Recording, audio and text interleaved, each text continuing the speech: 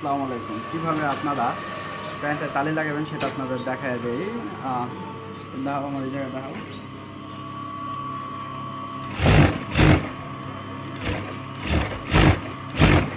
এরকম একটা জোড়া লাগাই নেবেন যদি ছিয়াটা বড় হয়।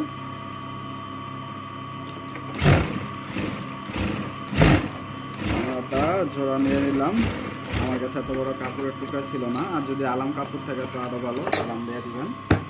হচ্ছে ভাও কাট আমি দিই। দেখুন খোলা নিলাম, খোলা নিলে ফিনিশিংটা ভালো হয়। কত সেকেন্ড আছে?